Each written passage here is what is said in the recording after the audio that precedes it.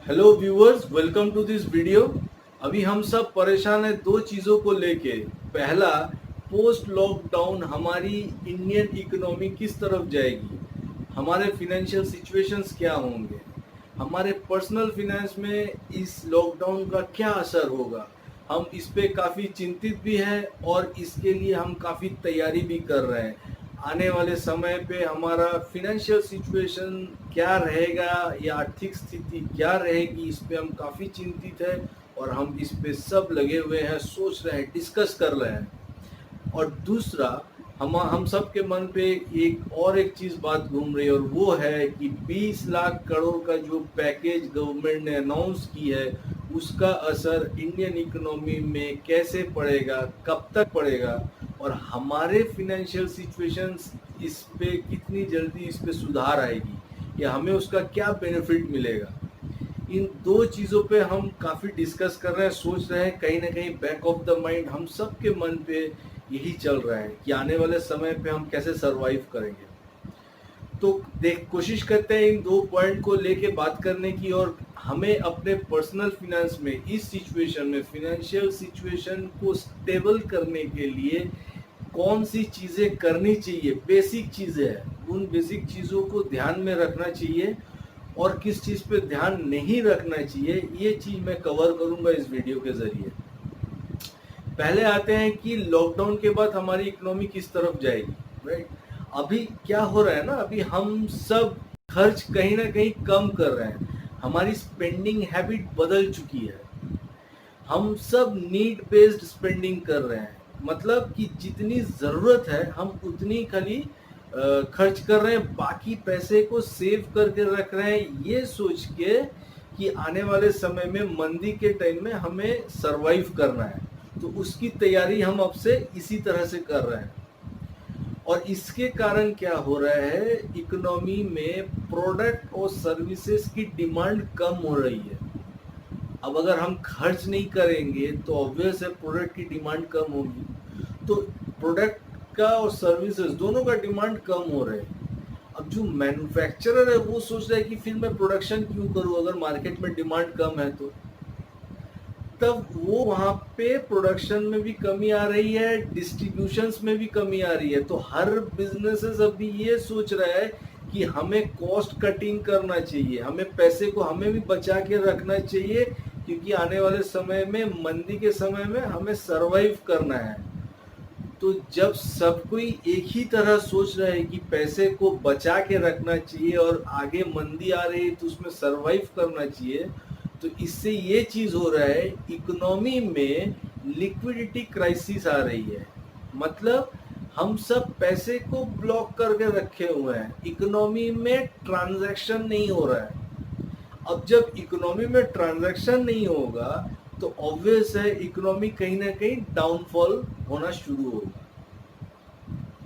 यहाँ पे गवर्नमेंट का बहुत बड़ा रोल आता है।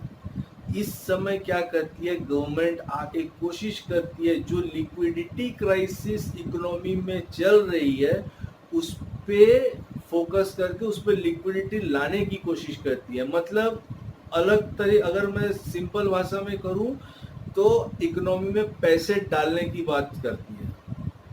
That is in the form of loan हो सकता है, लोन के तहत वो कोशिश करते हैं कि पैसे इकोनॉमी में आए। मतलब बिजनेसेस को ऑफर करती है कि आप लोन लेके बिजनेस कीजिए, कम रेट ऑफ इंटरेस्ट में मैं आपको लोन दे रहा हूँ। इसीलिए अभी आप देखिएगा कि पिछले 2 महीना में बहुत बार आरबीआई आके रेट ऑफ इंटरेस्ट कट की है। रेट ऑफ इंटरेस्ट कट करना माने कहीं ना कहीं लोन का रेट कम होना और वो इकोनॉमी के लिए बेनिफिट होता है, इकोनॉमी को भी पैसे चाहिए। दूसरा, अगर वो ना हो तो फिर आर्थिक, जैसे 20 लाख करोड़ का एक इकोनॉमिक पैकेज अनाउंस किया गया, तो उसके तहत भी गवर्नमेंट कोशिश करते हैं कि इकोनॉमी में पैसे डालें। तो सम हो, जब लिक्विडिटी क्राइसिस आती है तो लिक्विडिटी बढ़ाने के लिए गवर्नमेंट जो जो चीजें हो सके गवर्नमेंट के ये पे वो करती है। गवर्नमेंट हर एक्टिविटी करती है सो दैट इकोनॉमी में एक लिक्विडिटी आए और इकोनॉमी में मूवमेंट बढ़े। पैसे आने से ही बिजनेसेस को कॉन्फिडेंस मिलता है, हर एक लोगों को कॉन्फिडेंस मिलता है। तब लोग फिर से बिजनेस में मूवमेंट आना शुरू होता है, वो फिर से प्रोडक्शन बढ़ाना शुरू करता है, बिजनेस बढ़ाने का सोचता है, और ग्रेजुअली लोगों की नौकरियां आती है, जिनको जॉब लेस हो रहा है तो उनको फिर से जॉब मिलता है, उनका इनकम बढ़ता है, तो फिर से स्पेंडिंग हैबिट जो हमारा चेंज होता है, हम खर्च करना शुरू करते हैं। तो समहाउ ये पूरा साइकिल चलता है, और इसमें बहुत बड़ा रोल गवर्नमेंट पॉलिसीज का होता है। काफ़ी सारे पॉलिसीज लेके गवर्नमेंट आती है, इस बार भी आ रही है। सिर्फ लिक्विड मतलब पैसे डालने से ही इकोनॉमी सुधर जाएगी वैसे बात नहीं है, काफ़ी सारे अलग अलग एक्टिविटीज़ भी है जो कि गवर्नमेंट को करना पड़ता है इकोनॉमी को सुधारने में, वो सब गवर्नमेंट करती है और कर भी रही है। तो इस पे अब होता है कि जब ये ओवरऑल घूम के सब सिनेरियो सही हो जाएगा तो हम सब के मन पे यही है, अभी लगेगा कि ठीक है, सब तो समझ में आ रहा है कि इकोनॉमी गिरेगी और फिर चढ़ जाएगी, तो इसमें समय कितना लगेगा तो ये बताना अभी सही में मुश्किल है, क्योंकि जिसके कारण से इतनी प्रॉब्लम आ रही है, लाइक लॉकडाउन हुआ, इकोनॉमिक क्राइसिस होने वाली है या हो रही है, तो ये सब के पीछे कारण एक ही है, कोविड-19, जिसका अभी तक कोई मेडिसिन आया नहीं है।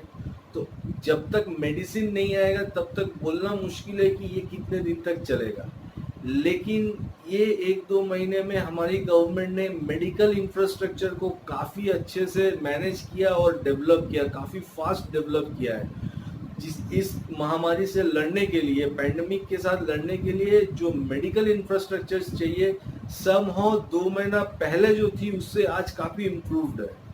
तो इसीलिए चीज़ें कहीं ना कहीं हर कोई अपने जगह कोशिश कर रहा है कि चीज़ें ज़्यादा खराब की ओर ना जाए, ज़्यादा क्राइसिस की ओर ना जाए। तो बात यहाँ पे आती है कि ये सुधरेगा कब।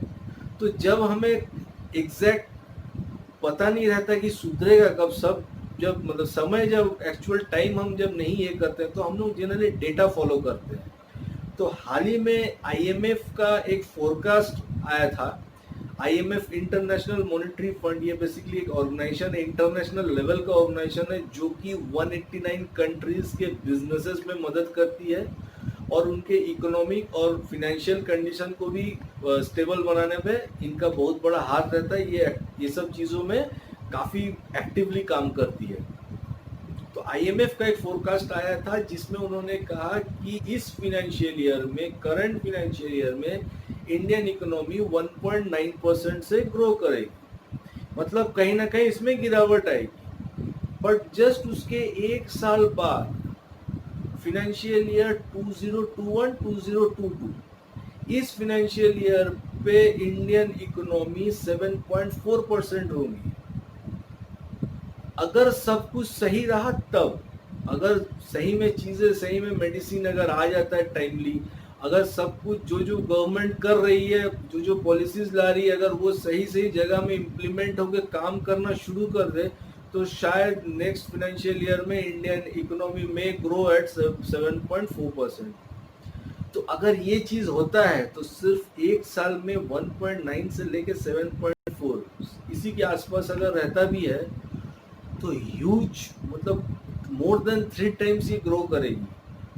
और एज एन इन्वेस्टर, अगर मैं इन्वेस्टमेंट की बात करूं तो ये एक बहुत बड़ा अपॉर्चुनिटी होगा इन्वेस्टमेंट का। तो हमें इस समय एज एन इन्वेस्टर अगर मैं बोलूं तो हमें क्या करना चाहिए, राइट? हम अपने पर्सनल फिनेंस को या फिनेंशियल सिचुएशन को इस समय कैसे मैनेज करें। सी, अभी 2 तरह के चीज हो रहा है। एक है कि कुछ लोगों के पास पैसे नहीं है और कुछ के पास पैसे हैं। तो जिनके पास पैसे नहीं है ज़्यादा, उनके लिए मेरी राय यही है कि आप कम से कम 8 से 12 महीने के बीच का एक फंड तैयार करके उसको एकदम सेफ जगह पे रख दें, जहाँ पे लिक्विडिटी हाई हो, मतलब आप कभी भी विड्रॉ कर सकते हैं, और आप 8 से 12 महीने के बीच में इसको रखें, सो दैट इतने दिन आप सरवाइव कर पाए। उससे पैसे बनाने की कोशिश मत कीजिए, उसको कहीं इन्वेस्ट मत कीजिए, उसको सेफ जगह पे रख दीजिए। और आपको इसके अलावा कहीं ध्यान नहीं देना है, कोई इकोनॉमी में ध्यान नहीं देना है, कहीं कुछ ध्यान नहीं देना है। फिलहाल आपको सिर्फ उसको अलग करके रख देना है, और आप जिस प्रोफेशन में हैं उस पे आप अपने 100 का 200% दे दीजिए, सो दैट जब सिचुएशन सुधरेगी तो आप अपने आप को एक लेवल आगे आप पाओगे और कहीं ना कहीं आपकी इनकम शुरू हो जाएगी। और जब इनकम शुरू होगी तब जाके आप फिर इन्वेस्टमेंट शुरू कीजिएगा। बट अभी ये रिस्क मत लीजिए कि अभी अपने सेविंग में जो पैसे आपने रखे हुए हैं उसको फिर इन्वेस्टमेंट करने मत जाइए। आप उसको सेफ जगह पे रख के अपनी ग्रोथ पे ज्यादा ध्यान दीजिए। आप जिस प्रोफेशन से भी बिलोंग्स कर रहे हो उसमें 200% अपना एफर्ट लगाइए, उस पे ग्रो करने की कोशिश कीजिए। चीजें ग्रेजुअली जब संभलेंगी आपको उसका बेनिफिट मिलेगा। और एक कैटेगरी है जिनके पास पैसे हैं वो निवेश करना चाह रहे हैं, उनके लिए मेरी एक ही सलाह होगी कि अगर आप निवेश करना चाह रहे हैं तो पहले आप अपने रिस्क एपेटाइट को समझिए, आप कितना रिस्क ले सकते हैं उसको समझिए। क्योंकि आने वाले समय में मार्केट में बहुत सारी अनसर्टेनिटी रहेगी, इकोनॉमी में बहुत सारी अनसर्टेनिटी रहेगी और शायद वो बहुत लोग ले नहीं पाए, तो इसीलिए और उसमें काफी गलत डिसीजन भी हो सकता है। तो ये सब चीजों को समझ के, रिस्क को समझ के आप निवेश कीजिए और एक बार में नहीं, थोड़ी थोड़ी मात्रा पे निवेश कीजिए, कंटिन्यूअस 1 साल तक निवेश कीजिए, सो दैट बाद में जब ग्रेजुअली इकोनॉमी में इम्प्रूवमेंट आएगा तो आपको उसका बेनिफिट मिलेगा। लेकिन एट ए टाइम पैसे है बोल के निवेश कर दिए और आपको बाद में अगर कुछ होता है तो उसमें काफी सारे जगह पे देखा गया है कि लॉस भी होता है बहुत ज्यादा।